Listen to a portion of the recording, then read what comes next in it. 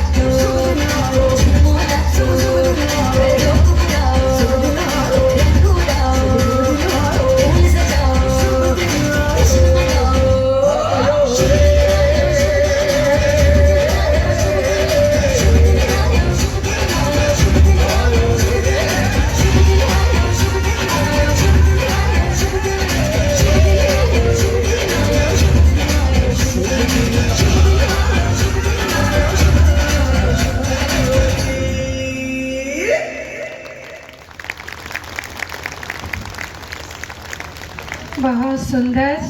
ये आप सबको बताएं, रात में ही ये गीत गौरव भाई को दिया था, रात में ही दिया है और सुबह आपने ये सुंदर प्रस्तुति हम सबके सम्मुख रखी। गौरव भाई का धन्यवाद। अभी जिस घड़ी का हम सबको इंतजार था, जिन पवित्र दिव्य मूर्ति को हम सब सुनने के लिए यहाँ एकत्रित हुए हैं, ऐसी आदरणीय चक्रधारी दीदी जी। सभी सुनना चाहते हैं? कैसे सुनना चाहते? उमंग, उत्साह से, खुशी से, हाँ, सब सुनने के लिए दीदी को यहाँ बैठे। तो आदरणीय दीदी जी साकार माता पिता की पालना में पले हुए और इसके साथ साथ हमारी आदरणीय गुलजार दादी जी, जो दिल्ली जोन के इंचार्ज भी थे और परमात्मा से मिलन मनाने के आधार भी हम सबसे थे, ऐसी आदरणीय दादी जी के संग रहकर सेवाओं की शुरुआत आपने की। आदरणीय दादी जी और भ्राता जगदीश जी के अंग संग आपने बाबा की सेवाओं में आगे कदम बढ़ाया और आज न सिर्फ दिल्ली और दिल्ली से संबंधित मुजफ्फरनगर तक अनेक सेवा केंद्रों का कुशल संचालन, बल्कि इसके साथ साथ रसिया और यूक्रेन, रसिया के आसपास और देशों में लगभग 50 सेवा केंद्रों की आप डायरेक्टर हैं। ऐसी दिव्य विभूति आज हमारे बीच है। आपके व्यक्तित्व की विशेषता है, आप इतनी मधुर भाषी है, इतनी मधुर वाणी है, जो हर कोई सुनने वाले को ये लगता है कि आदरणीय दीदी जी की जिह्वा पर जैसे कि सरस्वती जी का वास है। ज्ञान के गुह्य से गुह्य रहस्यों को आप अनुभव के आधार से इतने सरल ढंग से हम सबके सामने स्पष्ट करते हैं, जो सुनने वालों को लगता है कि ऐसा बनना, अपना जीवन बनाना तो बहुत सहज है। तो ऐसी दिव्य विभूति आदरणीय दीदी जी, जिनके लिए मैं 2 लाइनें कहना चाहूँगी कि भगवान की बगिया के रूहे गुलाब हैं आप, भगवान की बगिया के रूहे गुलाब हैं आप, और सत्युगी बगीचे के नवाब हैं आप। गर कोई मुझसे पूछे तुमने फरिश्तों को देखा है, तो उनके प्रश्न का खूबसूरत सा जवाब है आप, खूबसूरत सा जवाब है आप। तो ऐसे आदरणीय दीदी जी का दिव्य उद्बोधन सुनने का लाभ हम अब सभी लेंगे। आदरणीय दीदी जी से निवेदन है, अभी हम सबके सन्मुख अपने वरदानी बोल रखेंगे। दीदी जी।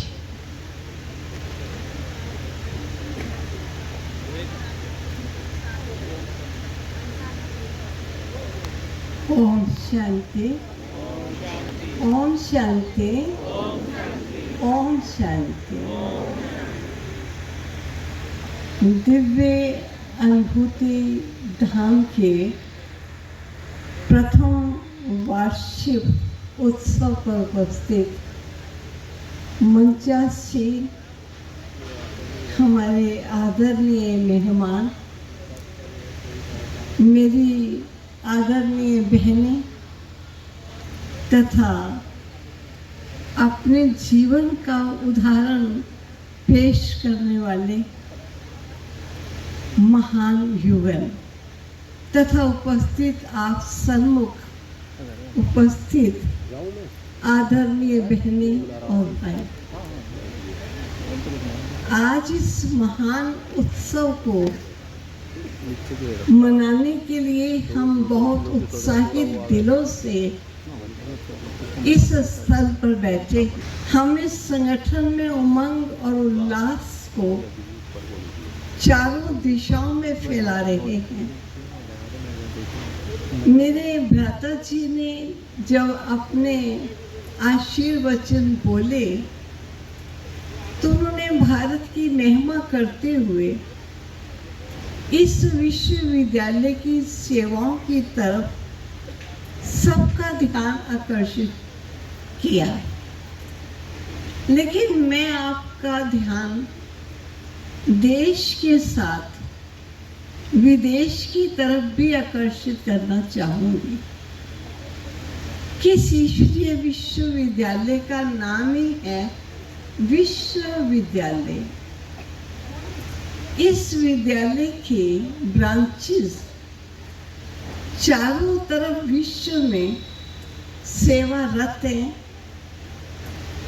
और इन ब्रांचेस की मुख्यता यही है कि हर सेवा केंद्र का मुख्य संचालन बहनों के द्वारा ही होता है।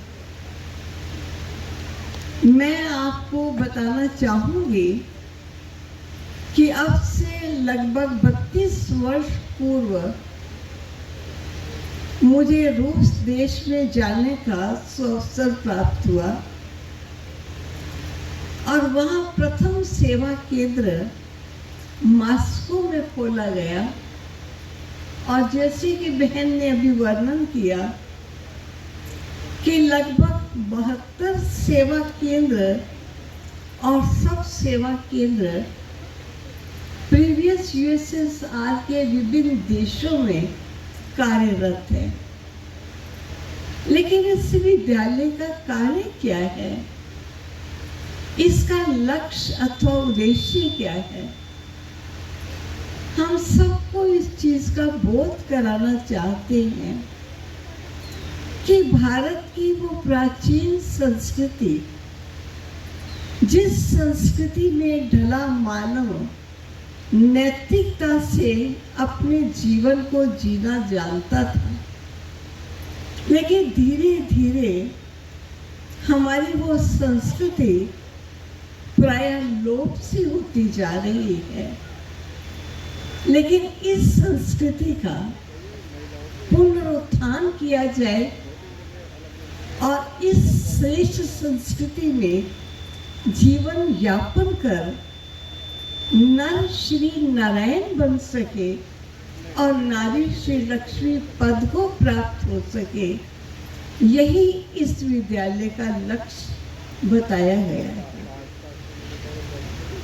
जब मेरा रूस देश में प्रथम बार जाना हुआ तो टेलीविजन वालों ने हमारा इंटरव्यू लेते हुए हमसे पूछा कि आप हमारे देश में अथवा अन्य विश्व के देश में आप इस संस्था की जानकारी देने हेतु यहाँ आए, क्या जिस भारत देश के ये संस्कृति का आप जन मन में आदेश दे रहे हो, क्या भारत के वासियों को ये संदेश मिल चुका है? तो मैंने यही उत्तर दिया कि आध्यात्मिक मनुष्य के लिए भारत या भारत के अन्य देश विभिन्न देश नहीं कहलाते। हम सारे विश्व को एक बहुत बड़ा ईश्वरीय घर मानते हैं और भिन्न देश उसके भिन्न भिन्न कमरे हैं। हम ये नहीं कह सकते कि हम भारत देश से निकलकर किसी विदेश के देश में इस संस्कृति का प्रसार और प्रचार करने के लिए आए हैं। मैं सच कहना चाहूँगी कि मुझे एक दिन भी ऐसा प्रतीत नहीं हुआ कि मैं किसी विदेश के देश में आई हूँ, जबकि वहाँ की संस्कृति हमारी भारतीय संस्कृति से बिल्कुल भिन्न है। वहाँ लगभग 8 मास जहाँ बर्फ जमी रहे, आप सोच सकते हैं कि वहाँ के लोगों का खान पान कैसा होगा। मछली, मीट, अंडा, इसी प्रकार का भोजन वो सेवन करते और शराब का सेवन पानी की जगह पर होता था। ये मैं आज से 32 वर्ष पूर्व की बात सुना रही। अब ऐसे देश में उस समय लगभग दिसंबर मास था, -25 टेम्परेचर, जिसमें बहुत ठंडी थी। अगर हम चलते थे तो घुटनों तक हमारे बर्फ होती थी, लेकिन हमको ऐसा नहीं प्रतीत हुआ कि बड़ा कठिन है इस देश में रहना, क्योंकि इस ईश्वरीय विश्वविद्यालय में जो प्रथम पाठ पढ़ाया गया है कि मनुष्य स्वयं को देह मानता है और देह के कारण एक दो से अपने को भिन्न कर लेता है। वास्तव में देह तो हम सब के नाशवान चोले हैं। तभी तो जब कोई प्राणी प्राण तजता है तो हम बोल देते हैं, सुना है आपने, उन्होंने चोला तज दिया। तो शरीर तो केवल मात्र चोला है, लेकिन इस चोले में विराजित शक्ति, जो चैतन्य शक्ति है, वो आत्मा है। और आत्मा के नाते से हम सब एक परमात्मा के बच्चे, आपस में भाई भाई है। मन में ये आए कि जब मेरे अन्य भाई जीवन के लिए यहाँ रहते हैं इतनी ठंडी में, तो क्या हम ऐसे कुछ समय के लिए इस वातावरण में नहीं रह सकते? केवल मात्र हम साड़ी ही पहनते थे और वहाँ एक पुराना कोट हमने खरीद लिया क्योंकि ठंडी ज़्यादा मात्रा में थी, लेकिन बड़े आराम और सुखद जीवन हमने जिया। परंतु कुछ समय जब हमने वहाँ ज्ञान सुनाना शुरू किया तो लगभग 2000-3000 से कम सभा नहीं होती थी जो ज्ञान सुनने के लिए आती। और उनके बहुत बड़े बड़े हॉल, जिस हॉल में वहाँ के लोग टिकट लेकर आते थे क्योंकि जब मैं गई उस समय गोर्बाचोव वहाँ के प्रेसिडेंट थे और कम्युनिज्म वहाँ चलता था। लेकिन कम्युनिस्ट गवर्नमेंट ने लोगों को देखा कि उनके पास रहने को फ्री मकान है, गवर्नमेंट की तरफ से फ्री बिजली और फ्री पानी है, हर चीज बड़ी सस्ताई है। टैक्सी कार का 2 पैसा शुरुआत होता था, फोन बड़ा फ्री चलता था। इतनी सब सहूलत देने के बावजूद भी लोगों के चेहरे पर प्रसन्नता नहीं थी। ऐसा लगता था जैसे कोई घटना घट चुकी हो। मैं भी आश्चर्य करती थी कि यहाँ के लोगों के चेहरे पर खुशी क्यों नहीं आई है। लेकिन वहाँ की गवर्नमेंट ने इस चीज को प्रतीत किया और ऐसा मालूम होने पर उन्होंने गवर्नमेंट की तरफ से लोगों को आध्यात्मिकता की अथवा धर्म की थोड़ी छुट्टी दी गई।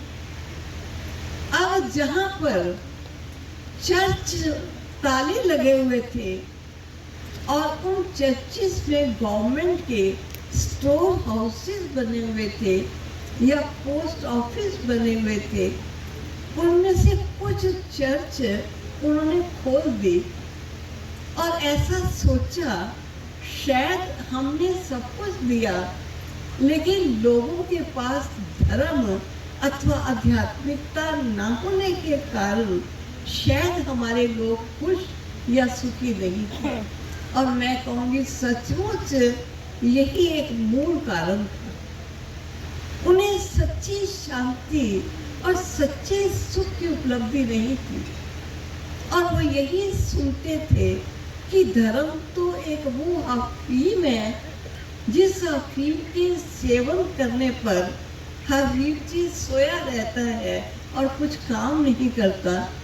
इसलिए गवर्नमेंट की तरफ से किसी भी प्रकार के धर्म की मान्यता बंद कर दी गई।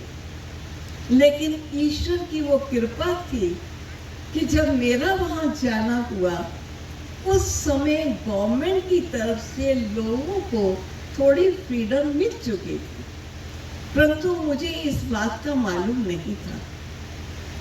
मुझे कहा कि आत्मा और परमात्मा की बातें यहाँ नहीं करना, क्योंकि रामाकृष्ण मिशन वाले पहले यहाँ आए थे और उन्होंने 7 साल जेल में काटे, इसलिए आत्मा परमात्मा की बातें यहाँ नहीं सुनाना। मुझे मन में आया कि मैं इस देश में आई क्यों हूँ। मैं तो आत्मिक स्थिति का ज्ञान देने के लिए आई हूँ। क्या हम सब एक परिवार के मेंबर्स हैं और एक ईश्वर के बच्चे हैं। अगर मुझे ये कहना ही नहीं तो मैं यहाँ रहूँगी किस लिए। लेकिन कुछ ही समय लेक्चर करते करते हमारी जो अनुवादक थी वो बहन एक शब्द का प्रयोग करती थी, दुशा दुशा। जब मैं कहती थी इनर वन पावर है, एक शक्ति है, तो वो प्रयोग शब्द करती थी दुशा। तो मैंने सोचा थोड़ी लैंग्वेज यहाँ के लोगों की मुझे आ जाए, तो मैंने बाद में उसे पूछा दुशा किसको कहते हैं। तो उसने कहा दुशा मीन्स सोल, आत्मा। तो मैंने कहा जब मैं आत्मा शब्द का प्रयोग नहीं करती तो तुम बार बार आत्मा शब्द का रशियन भाषा में प्रयोग क्यों करती। तो उसने कहा दीदी आप कहते हो इनर पावर है, कॉन्शियंट एंटिटी है। जब आप इंग्लिश में ये शब्द देते हैं तो इसका हम रशियन भाषा में केवल अनुवाद दुशा ही कह सकते हैं और कोई शब्द नहीं है। तो मैंने कहा तुम मुझे जेल में भेजोगी। उसने कहा नहीं दीदी देखो सब लोग सुन रहे हैं। उसके पश्चात मैंने बड़े क्लियर शब्दों से आत्मा का ज्ञान देना शुरू कर दिया। कुछ समय के बाद मैंने सोचा एक और भी शब्द मालूम पड़ जाए। उन्होंने दूसरा शब्द, जब मैं God, supreme energy, supreme power, यही शब्दों का प्रयोग करती थी, और वो कहती थी भोगा भोगा। तो मैंने फिर पूछा भोगा किसको कहती हो? तो कहा गॉड को। तो मैंने सोचा जब ये अपनी भाषा में सोल या सुप्रीम सोल प्रयोग कर सकते हैं और लोग सुनते हैं, तो मैं क्यों ना इन दोनों शब्दों का प्रयोग करूं। और मैंने आत्मा और परमात्मा का ज्ञान सुनाना शुरू किया, और आत्मा का संबंध परमात्मा से कैसे जोड़ा जा सकता है, ये बड़े क्लियर शब्दों में और सहज भाषा में उनको सुनाया। उन्होंने इस चीज़ को प्रैक्टिकल जीवन में अनुभव करना शुरू किया, और जब उन्हें ईश्वरीय शांति और ईश्वरीय शक्ति और प्रभु प्रेम का अनुभव होने लगा, तो मैंने कहा कि अब मेरी टिकट भी पूरी होने वाली है और मेरा वीज़ा पूरा हो चुका है, अब मैं वापस इंडिया में जाऊंगी। तो लोगों ने कहा दीदी आपको हमसे दिक्कत क्या है जो आप वापस जाना चाहते हो? तो मैंने कहा दिक्कत एक बात की है, क्योंकि हम लोग शाकाहारी हैं, यहाँ तक कि प्याज लहसुन भी नहीं खाते, और यहाँ आप लोग मीट, मछली, अंडा और शराब पीकर बैठते हो। हमें ऐसा लगता है कि हम मछली बाजार में बैठे, इसलिए हम अब इससे ज़्यादा यहाँ नहीं रह सके। उस समय उनका ये कहना कि ऐसा ज्ञान जिसने हमको शांति और शक्ति से जीवन जीने की कला सिखाई, अगर हमको पूरा ज्ञान दिए बिना आप चले जाएंगे तो हमारा क्या हाल होगा। आप हमें ये बताइए कि हमें खाना क्या चाहिए। तो हमने उसके पश्चात क्लास में हीटर ले जाते थे, और वहाँ कोई हमें चकले बेलने तो मिलने वाले नहीं थे, ये तो कुछ बनता ही नहीं था ऐसा। तो हमने एक थाली ले ली और कुछ कागज ले लिए। आटा हमको आज तक नहीं मिला, मैदा वहाँ था, मैदे को गूंदा उनके सामने, और एक ढक्कन ले लिया, थाली ले ली, और थाली के ऊपर हमने दूध की बोतल से उस थाली के ऊपर हमने रोटी बेल ली, और फिर इस रोटी को कागज पर रख करके उसी थाली को हमने गरम अपने गैस पर, गैस नहीं वो हीटर था, उस पर हमने रख दिया, और जब वो गरम हुआ तो हमने उसके ऊपर चपाती डाली और रोटी बना दी। अब जब उन्होंने ये सब सीन देखा और हमारे द्वारा बनाई हुई सब्जी भी उन्होंने देखी, तो उन्होंने कहा हमको ये बताइए हमको खाना क्या है, हमें मालूम ही नहीं। तो हमने उनको खाना सिखाया, पकाना सिखाया। आप आश्चर्य करेंगे, मेरे 2 मास के मध्य लगभग 2000 लोग जो सभा में थे, उसमें लगभग 1000 ने उसी समय संकल्प लिया हम मीट, मछली, अंडा नहीं खाएंगे, यही शाकाहारी भोजन खाएंगे। अगर आप ये भोजन खा के हमारे देश में रह सकते हो तो हम इस देश में क्यों नहीं रह सके। और आज वहाँ लगभग 72 ब्रांचेस हैं, और हम गारंटी से कहते हैं कि वो जो 3-4 हजार लोग रेगुलर विद्यार्थी इस विद्यालय के हैं, वो कभी भी मीट, अंडा तो छोड़ दीजिए, प्याज, लहसुन को भी टच नहीं करते, और कभी शराब को उन्होंने मुंह नहीं लगाया। और कभी भारतवासी ये कहते हैं कि शाकाहारी भोजन कैसे खाएंगे, प्याज कैसे छोड़ेंगे।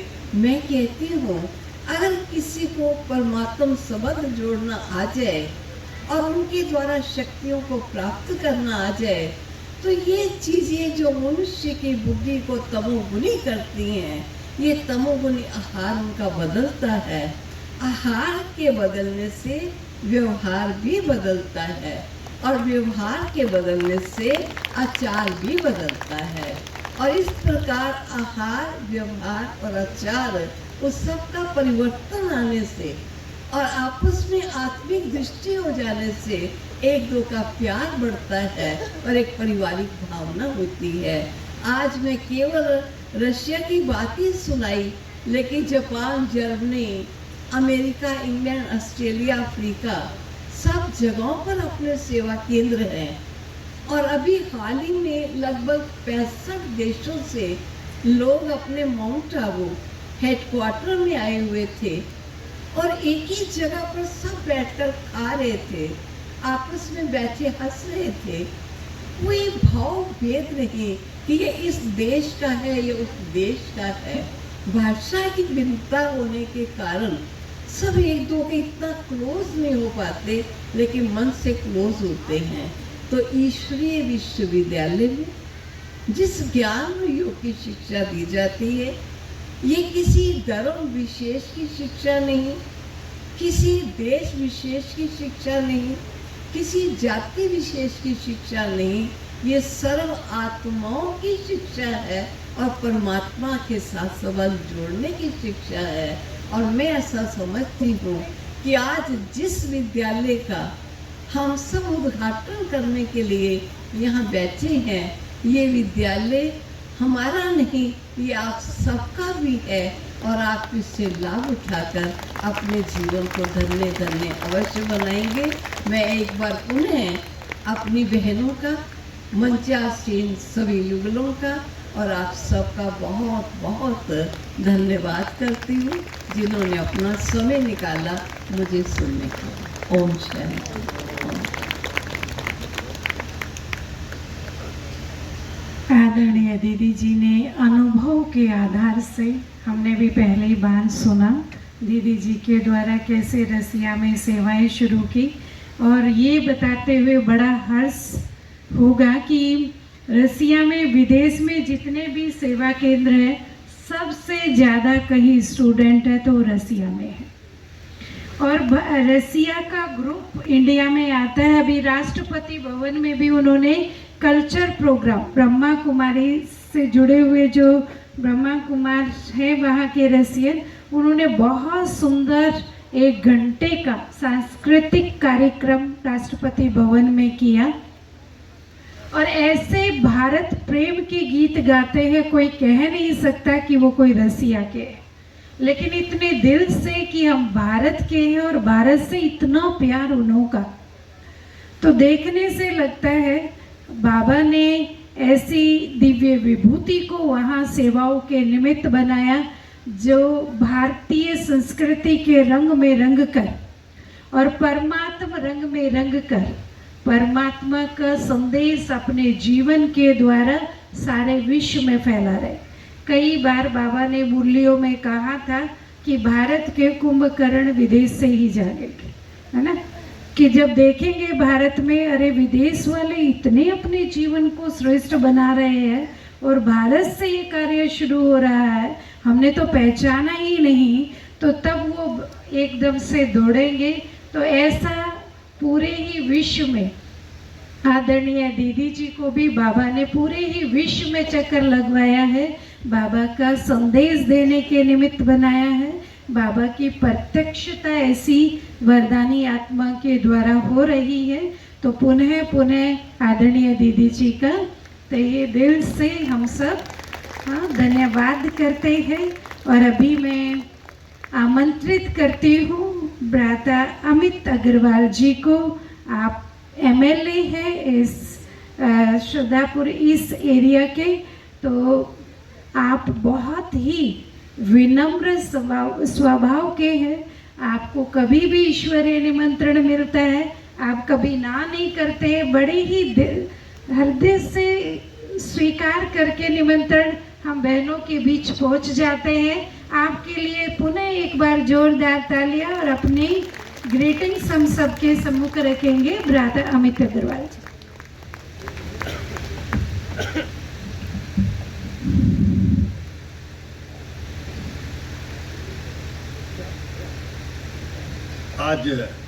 दिव्य दर्शन भवन के इस वार्षिकोत्सव के अवसर पर हमारे बीच उपस्थित परम श्रद्धेय राजयोगिनी बाल ब्रह्मचारिणी चक्रधारी दीदी जी, उपस्थित मंच पर सभी दीदीगण, भ्राता बंधु और वानप्रस्थ आश्रम का पालन करने वाले 16 जन कुछ जोड़ों में हैं और 1-2 बिना जोड़े के भी उपस्थित हुए हैं। ऐसे सबका मैं अभिनंदन करता हूं, स्वागत करता हूं। सभागार में उपस्थित सभी बंधुगण और मातृशक्ति, यहाँ बैठकर, और पहली बार भी आया था जब भवन का उद्घाटन हुआ था, तो कोई धर्म की बात करने के लिए, कोई प्रवचन करने के लिए केवल गेरुआ वस्त्र या भगवा वस्त्र की आवश्यकता नहीं है। श्वेत वस्त्रों में भी ये ज्ञान लिया जा सकता है और दिया जा सकता है, ऐसा मुझको अनुभव हुआ। श्वेत रंग हमारे यहाँ शांति का प्रतीक है और ओम शांति और विश्व शांति की बात हमारा ब्रह्मा कुमारी आश्रम करता है। वासुदेव कुटुंबकम की भावना से जागृत होकर आपने जितना वर्णन किया, पूरे विश्व में आपके केंद्र हैं, आश्रम हैं।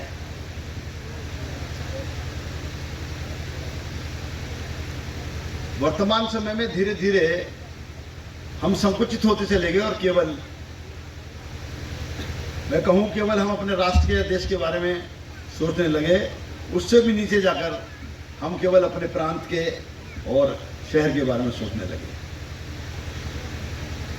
लेकिन समस्याएं जब पैदा होती हैं तो उनका अंतर्राष्ट्रीयकरण होता है और फिर वो समस्याएं मानव जाति के लिए एक अभिशाप बनती हैं। वो जब तक पूरे विश्व से उनका समूल नष्ट नहीं होगा, तब तक एक देश की सीमाओं में रहकर उसको हम दूर नहीं कर सकते। अभी G20 का अधिवेशन हुआ भारत में, उसको एकदम नई दिशा माननीय नरेंद्र मोदी जी ने दी G20 में, और लोगों को अपने साथ जोड़ा। जो G से G21 हुआ, वो जो 21 हुआ 21वां देश है, उसके अंदर 51 देशों की यूनियन है। तो एकदम 20 से और हम 71 हो गए। इतना बड़ा वैश्वीकरण हमने उसका किया। और उसमें जो चर्चाएं की, जिस चर्चा की बात दीदी कह रही है कि तो शाकाहारी भोजन की, मतलब वो विदेशों से जो लोग आए, जो बिना मांसाहार के रह नहीं सकते, बिना शराब के रह नहीं सकते, उनको केवल शाकाहारी भोजन ही कराया गया। उनको श्रीअन्न का, जिसको हम मोटा अनाज कहते हैं, उसका ही भोजन कराया गया। मैं समझता हूँ शायद ये हमारा सौभाग्य ही है कि आपके बीच में से ही एक परम शक्ति, एक हमारे देश की सर्वोच्च पद पर माननीय राष्ट्रपति जी उस पद को सुशोभित कर रही हैं। या तो आपके ही विचारों का प्रभाव उस माध्यम से सरकार पर पड़ा हो कि उन्होंने पूरे विश्व को शाकाहार की ओर मोड़ने का प्रयास किया, और ऐसा नहीं कि उन्होंने बेरुखी के साथ उसका सेवन किया हो, बड़ा आनंद लेकर और ये जानकर कि बिना शराब और बिना मांसाहार के भी जिया जा सकता है। 2 दिन उन्होंने उसका, मैं वैसी भाषा में प्रयोग करूँ तो लुत्फ यानी कि आनंद उन्होंने उसका लिया। मैं हालांकि आपके इस आश्रम से बचपन से देखता आया हूँ। आस पड़ोस के रिश्तेदार, नातेदार, माताएं और सब आश्रम में जाती आती रही हैं, तो यदा कदा देखता था। लेकिन अब तो वास्तव में इस बार विधायक तो मैं 2 बार पहले भी रहा, लेकिन प्रचार प्रसार आपका भी बड़ा होगा, माध्यम भी संचार के बड़े हैं, तो इस बार तो अनेकों कार्यक्रमों में जा चुका हूँ। मतलब 7-8 कार्यक्रमों में तो इस 1.5 वर्ष में मैं जा चुका हूँ। मैंने कहा इसलिए मुझको अनुभूति हुई कि ये संदेश के लिए, शांति के संदेश के लिए, सद्भाव के संदेश के लिए और धर्म के संदेश के लिए तो निश्चित रूप से श्वेत वस्त्र भी अपना स्थान रखते हैं। जिस शिव शक्ति की आराधना आपने की है, तो ब्रह्मा जी ने हमको जन्म दिया, निर्माण किया, विष्णु जी ने हमको पाला, और हम सबकी आयु जो हम वानप्रस्थ में आ गए, आयु में आ गए, तो अब तो भगवान शिव की आराधना है कि हमारे कर्मों के आधार पर भगवान शिव उसका निर्धारण करने वाले हैं कि अब हमको मुक्ति कब मिलेगी। महामृत्यु ने जाप में यही तो है कि अब जब मेरा जीवन पक जाए, तो लता से जब खरबूजा जिस तरह से अलग हो जाता है, ऐसे इस संसार से मुझको भी अलग कर लो प्रभु, यही तो हम उसमें कामना करते हैं। लोग मानते हैं महामृत्यु जाप जीवन की कामना के लिए है, वो जीवन की कामना के लिए वो भगवान से प्रार्थना है कि जीवन अगर मेरा पूरा हो गया है तो अब इस संसार से मुझे मुक्ति दिलाओ, मुझे विदा करो इस सांसारिक जीवन से। तो आप इतने सब लोगों को भगवान शिव का संदेश देते हैं। मैं समझता हूँ कि भगवान में निश्चित रूप से भगवान शिव में बड़ी शक्ति है। और चंद्रमा पर जब हमारा यान पहुंचा तो उस स्थल का नाम भी मोदी जी ने जो नामकरण किया वो शिव शक्ति स्थल का नाम दिया है कि पृथ्वी से भी अलग चंद्रमा में भी अब, हालांकि तो पूरा ब्रह्मांड ही भगवान शिव का निर्माण किया हुआ है, लेकिन उस स्थल पर हमने अपने लिए उस स्थल का नाम शिव शक्ति स्थल दिया है। मैं इस अवसर पर आप सब लोग यहाँ उपस्थित हैं, एक सब काफ़ी लोग मुझे ऐसे दिख रहे हैं जो अपने सामाजिक दायित्व से, अपने पारिवारिक दायित्व से परिपूर्ण करके और अब भगवान की आराधना में और समाज के काम में लगे हैं। मैं इस अवसर पर आपसे एक विनती करूंगा, यदि हम अपने बच्चों के जीवन यापन के दायित्व से परिपूर्ण होकर मुक्त हो चुके हैं और हमारी कोई ना कोई आय है, तो 3 में से एक काम हम जरूर ग्रहण करें इस शिव आराधना के साथ साथ। दूसरा शरीर भी भगवान शिव का ही दिया हुआ है, तो जो वृद्धजन वृद्धाश्रम में रह रहे हैं, किसी भी पारिवारिक कारणों से परिवार से वो अलग रह रहे हैं, लेकिन वो वृद्धाश्रम में रहते हैं तो बड़ी कठिनाई इनको होती है, तो किसी ऐसे वृद्धजन को की सेवा का हम संकल्प ले लें, या किसी टीबी के मरीज को जो तपेदिक का मरीज है उसकी सेवा और सहायता, आर्थिक सहायता का संकल्प लेंगे, यानी कि भरण पोषण के लिए, भोजन के लिए, उसकी दवा का। तो अभी मैंने रिपोर्ट पढ़ी है, जब से माननीय नरेंद्र मोदी जी ने इसका आह्वान किया था तो 10% तपेदिक के केस कम हुए हैं, टीबी के केस कम हुए हैं, लोग अच्छा जल्दी स्वस्थ हो गए हमारी चिंता करने के कारण से। तो एक काम वो भी कर सकते हैं। और तीसरा काम है, कोई गरीब बच्चा हो, उसकी पढ़ाई को, उसकी शिक्षा के लिए हम उसकी शिक्षा का जो खर्चा है उसको गोद दे सकते हैं। तो ये काम हम इस शिव आराधना के साथ साथ करेंगे तो निश्चित रूप से हम इस वसुधैव कुटुंबकम और इस प्राणी मात्र की सेवा के लिए जो हमने संकल्प लिया है उसको बहुत अधिक पूर्ण करेंगे। और इन्हीं शब्दों के साथ मैं बड़ा आभार व्यक्त करता हूँ कि आपने मुझको यहाँ आने का और अपने बीच कुछ बोलने का मौका दिया, इसलिए उषा दीदी जी का, अन्य सबका मैं बड़ा आभारी हूँ। और प्रभु से कामना करूँगा इस अवसर पर कि आप सब लोग सुखी रहें, आप सब संपन्न हो, आपका परिवार समृद्ध हो, आपको कोई रोग ना हो, आप सब निरोगी हो, प्रभु आपका कल्याण करे। सर्वे भवन्तु सुखिनः, सर्वे सन्तु निरामया, सर्वे भद्राणि पश्यन्तु, मां कश्चित् दुःखभाग् भवेत्। जय हिंद, जय भारत, जय श्री राम। बहुत बहुत धन्यवाद आदरणीय भ्राता जी का। अभी हम हमारी आदरणीय दीदी चक्रधारी जी दीदी को निवेदन करेंगे, भाई साहब को ईश्वरीय सौगात दें। बहनों से निवेदन है कि ईश्वरीय सौगात आदरणीय दीदी जी के कर कमलों द्वारा भ्राता अमित अग्रवाल जी को दिलवाएं।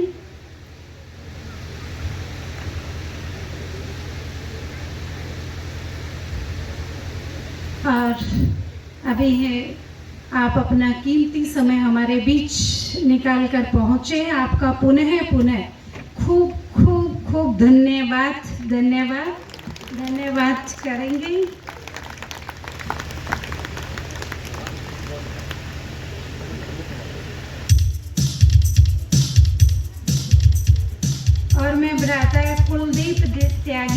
अध्यक्ष सरदनाबाद हमारे बीच उपस्थित हैं। आपसे भी निवेदन करती हूँ आप मंच पर आएं।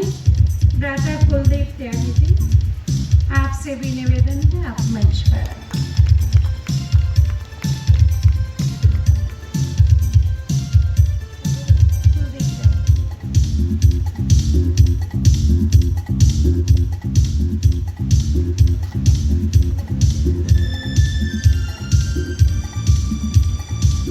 आदरणीय दीदी जी, भ्राता कुलदीप त्यागी जी और भ्राता गौरव जी को भी गौरव है कि ईश्वरीय सौगात दिलवाएं। हमारे बीच श्रद्धापुरी सेवा केंद्र की संचालिका आदरणीय लक्ष्मी दीदी भी उपस्थित हुए हैं। हम आपका भी बहुत बहुत स्वागत करते हैं और बहनों से अनुरोध करती हूँ कि दीदी जी को भी फूलों के द्वारा एवं दुपट्टा पहनाकर सम्मान करें। और इसके साथ साथ मैं आमंत्रित करती हूँ भ्राता पवन जी को। आप सीए हैं और लौकिक में आदरणीय उषा दीदी जी के लौकिक भाई हैं। एक बहुत सुंदर गीत हम सब के सामने रखेंगे। भ्राता पवन।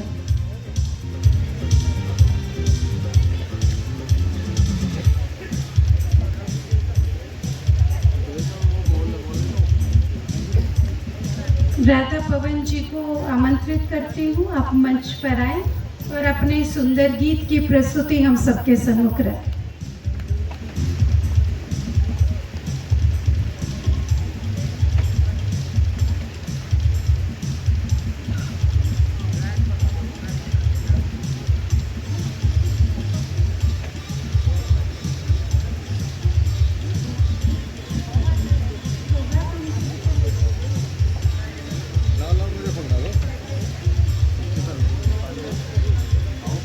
भ्राता गौरव मलिक जी को भी आदरणीय दीदी जी के कर कमलों द्वारा ईश्वरीय सौगात दिलवाएं।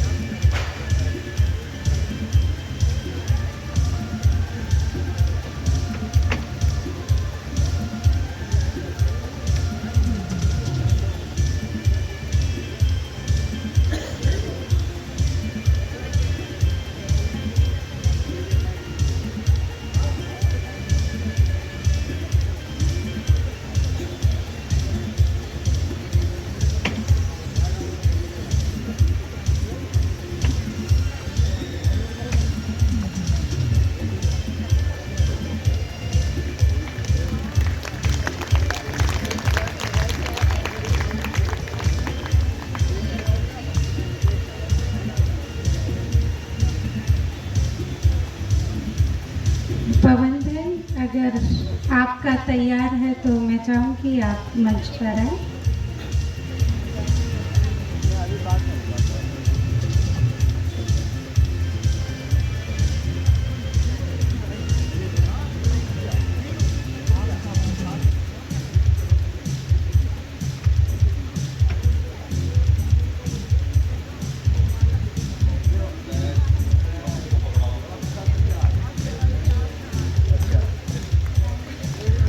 मैं जो सॉन्ग सुना रहा हूँ सबका मालिक एक है।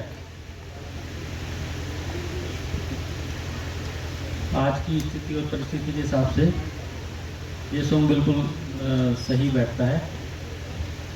तो लीड तैयार कर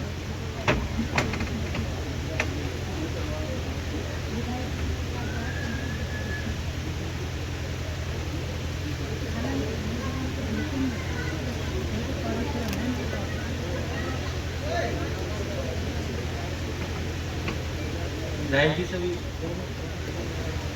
है ना।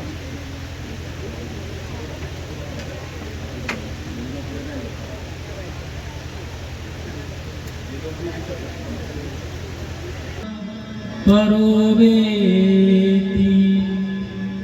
गणना लघु के उदार चरिता नाम तू वसुदेव कुटुंब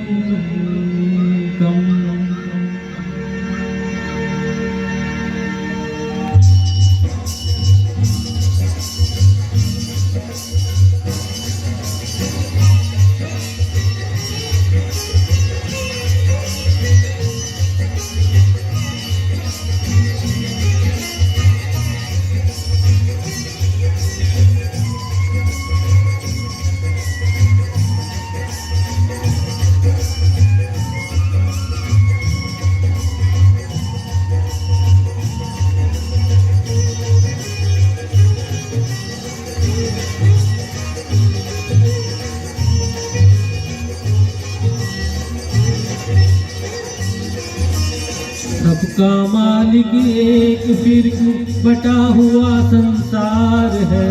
सबका मालिक एक फिर क्यों बटा हुआ संसार है। सच पूछो तो सारी दुनिया अपना ही परिवार है।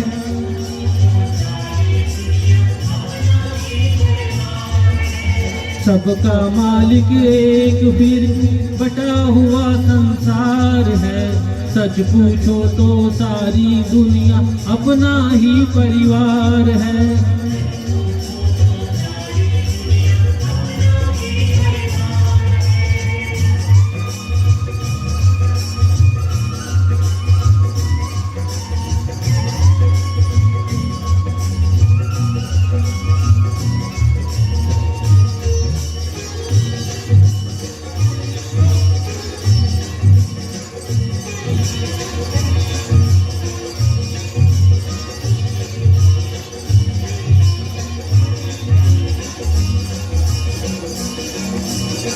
एक दूसरे से नफरत सारे झगड़ों का मोल है।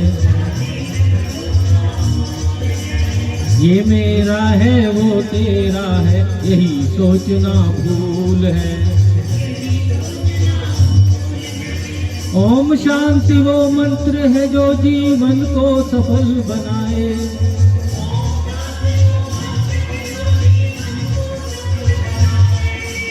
ऊंच नीच का भेद मिटाए प्रेम का पाठ पढ़ाए।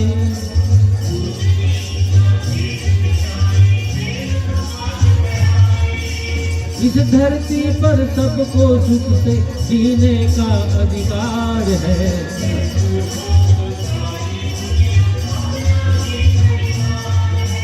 सबका मालिक एक फिर क्यों बटा हुआ संसार है। सच पूछो तो सारी दुनिया अपना ही परिवार है।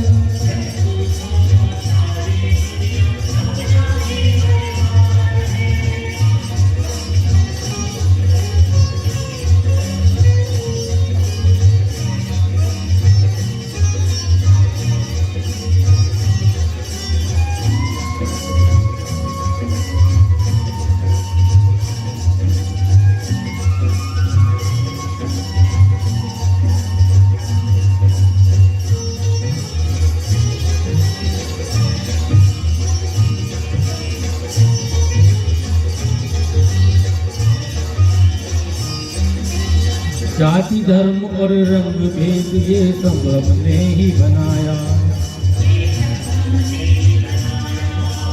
आत्मा का स्वर्गम भूले अपना लगे पराया। अलग अलग है रंग फूल के माटी सबकी एक है।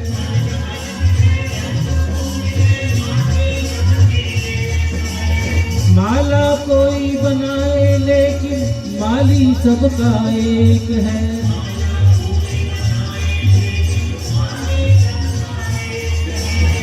जीवन नैया पार उतारे शिव ही वो पटवार है।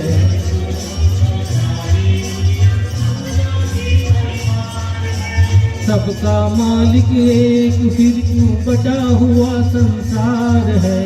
सच पूछो तो सारी दुनिया अपना ही परिवार है।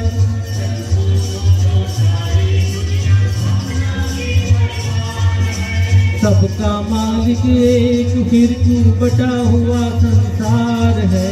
सच पूछो तो सारी दुनिया अपना ही परिवार है। अपना ही परिवार है। पूछो तो सारी दुनिया अपना ही परिवार है। सारी दुनिया अपना ही परिवार है।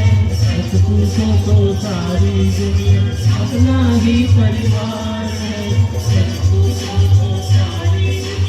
ओम शांति।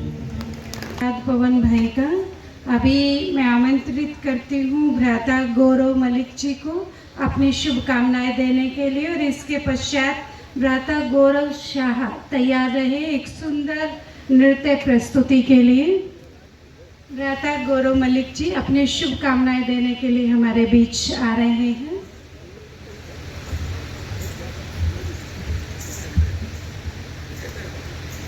सम्मानित मंच और आज दिव्य दर्शन भवन पल्लवपुरम के इस भवन के जो वार्षिक उत्सव है उसमें उपस्थित मुख्य अतिथि के रूप में बाल ब्रह्मचारी चक्रधारी हमारी दीदी जी, सभागार में उपस्थित पल्लवपुरम क्षेत्र के अति सम्मानित मेरे बुजुर्ग भाई, मातृशक्ति के रूप में मेरी बहनें और बच्चे भी हैं, आप सभी को मेरा नमन। जैसा कि अभी मेरे को 2-3 दिन पहले ही दीदी का आदेश हुआ कि इस कार्यक्रम से जुड़ के आज के वार्षिक महोत्सव से और सहयोग के लिए, तो जैसा भी उन्होंने आदेश करा मैं उसमें उपस्थित हुआ। विशेष बात यह है कि मेरा बचपन यहीं गुजरा है इस पल्लवपुरम में, बहुत लंबा समय हो गया और अधिकांश लोग इसी क्षेत्र के बैठे हुए हैं। तो आप सबकी उपस्थिति में एक शानदार वार्षिक महोत्सव यहाँ पर चल रहा है, उसके लिए मैं आयोजकों को और इस ब्रह्मा कुमारी जो आश्रम है उसको सभी लोगों को बधाई दूंगा यहाँ से, इस मंच से। और इसी तरह आगे भी इस भवन से जुड़कर, इस संस्था से जुड़कर जो भी सहयोग हम लोगों को आदेश होगा वो हम करते रहेंगे। धन्यवाद।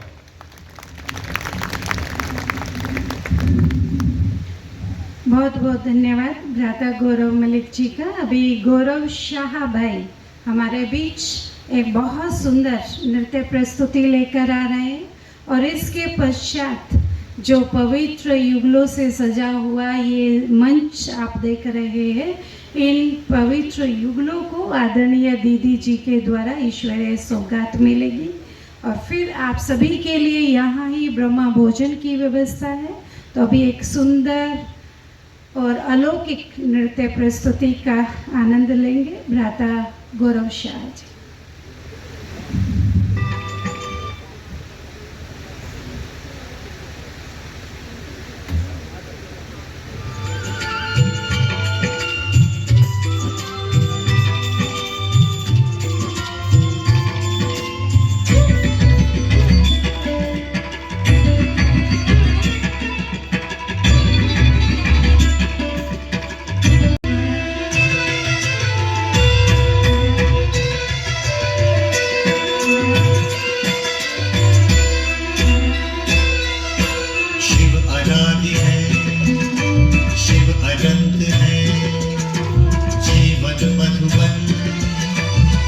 बसंत है मधुबन का स्वयं श्रृंगार करता,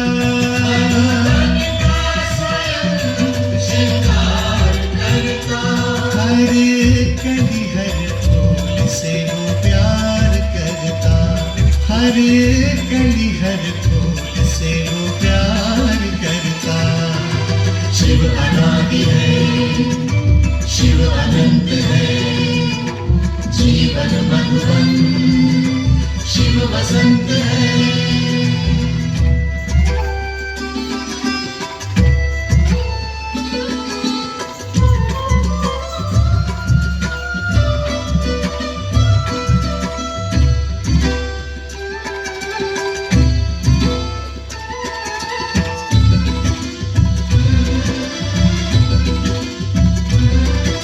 शिव है सूर्य, हम सूर्य की किरणें, ज्ञान उजाला शिव से पाना है। सत्यम शिवम सुंदरम, यहाँ वहाँ हम कितना ही भटके, शिव ही अंततः सबका ठिकाना है। सत्यम शिवम शिव समुद्र है, हम सरिताएं, मधुर मिलन के स्वप्न सजाए। शिव सहज समर्पण स्वीकार करता, मधुबन का स्वयं श्रृंगार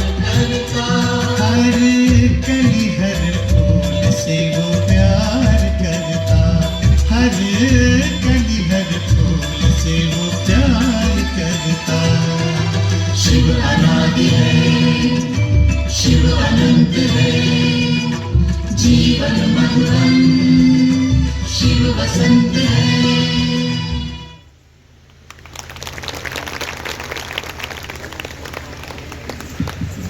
आदरणीय दीदी जी गौरव भाई को ईश्वरीय सौगात देंगे। आदरणीय दीदी जी से निवेदन है, भ्राता गौरव शाह को ईश्वरीय सौगात देंगे। और इसके पश्चात आदरणीय दीदी जी सभी पवित्र युगलों को एक एक युगल आएंगे आदरणीय दीदी जी के सन्मुख और दीदी जी के हस्त कमलों से ईश्वरीय सौगात लेंगे।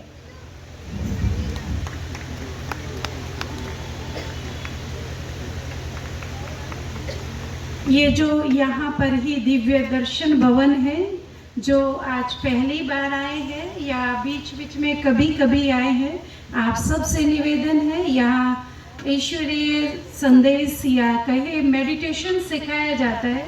तो ये 7 डेज कोर्स होता है, ये फ्री ऑफ कॉस्ट है। आप सभी भाई बहनें अपने एक दिन में से 1 घंटा निकालकर जीवन के 7 घंटे 7 दिन में आप निकालकर और इस ईश्वरीय ज्ञान को अपने जीवन में धारण करके इसका लाभ ले सकते हैं। ये ईश्वरीय सेवाएं निःशुल्क है और आपके पास में ही है, आप यहाँ आकर इसका लाभ ले सकते हैं। अभी आदरणीय चक्रधारी दीदी जी युगलों को ईश्वरीय सौगात दे रहे हैं। गीत में शांतिपूर्वक प्यार से बाबा का महामंत्र स्वीकार करें।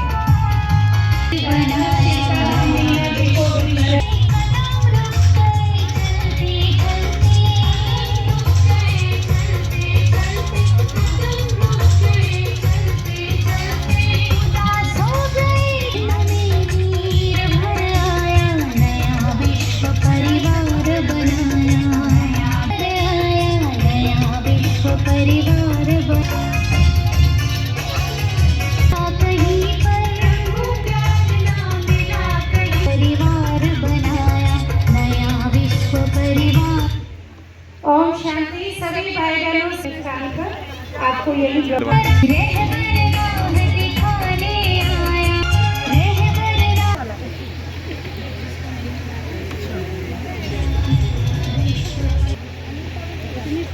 इधर देख।